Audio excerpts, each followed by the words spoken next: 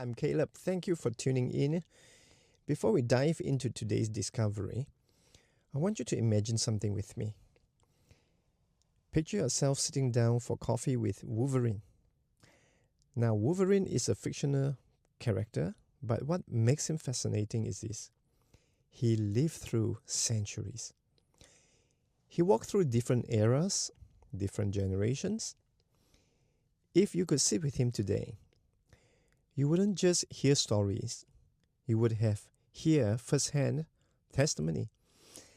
And depending on what you ask him, that conversation could change the way you see the world. Faith was never meant to be abstract.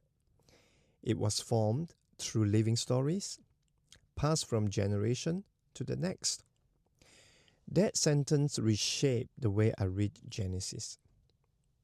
So in my recent study of biblical family lines, I noticed something I had never seen before. And once I saw it, I couldn't unsee it. Here's the first discovery.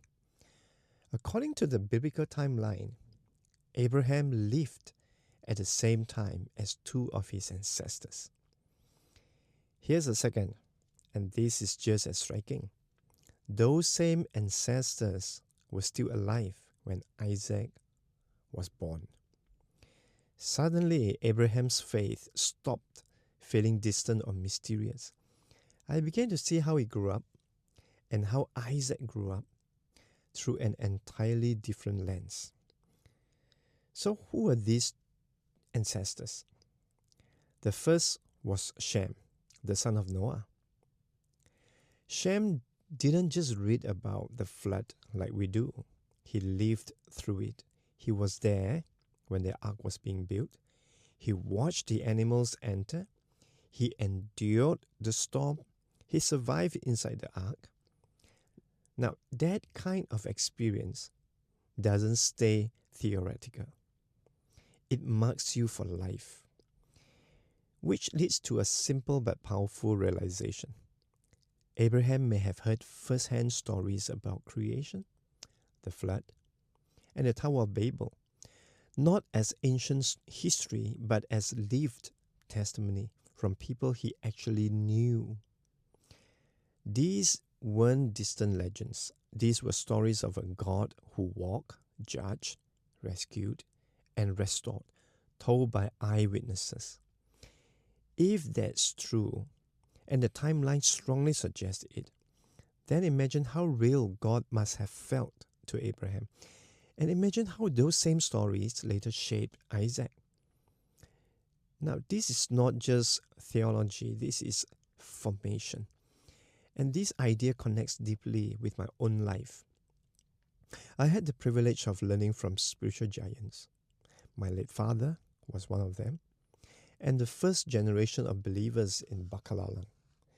When I sat with them, especially with Pak Agong's wife, whom we called Ibu, meaning mother, she shared encounters she did not read about. She lived them. She told stories of how God showed up, how he prepared villages, how revival was seeded before it ever arrived. And I can tell you, those conversations didn't just inform my faith, they activated it. It is very different from reading someone's biography. When you sit with a living witness, faith becomes tangible. Now coming back to Abraham, he appears briefly at the end of Genesis 11. And then, suddenly, from Genesis 12 onward, his life becomes the focus of Scripture, which raises a question many of us quietly carry. Why Abraham? Who raised him? How did he come to know God? Why would God choose a man from an ungodly city, under an ungodly system, led by an ungodly ruler? After this study, the dots began to connect.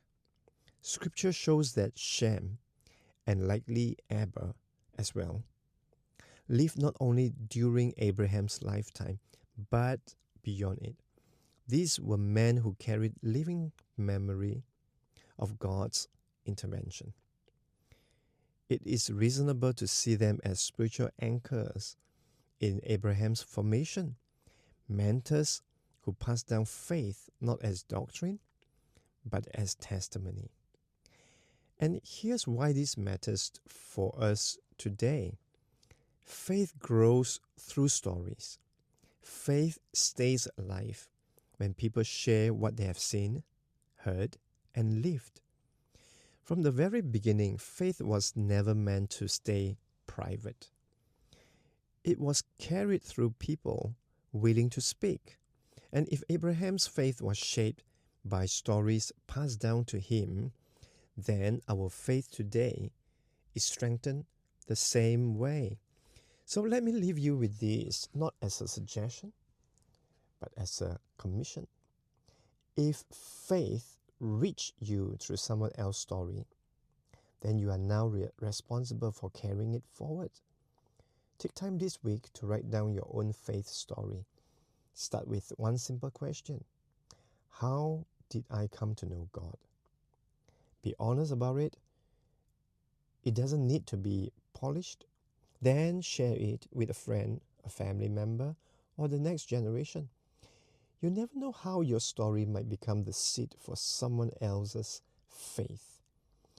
If this message helped you, consider liking, sharing, or subscribing, so this conversation can reach others who are searching for meaning and truth.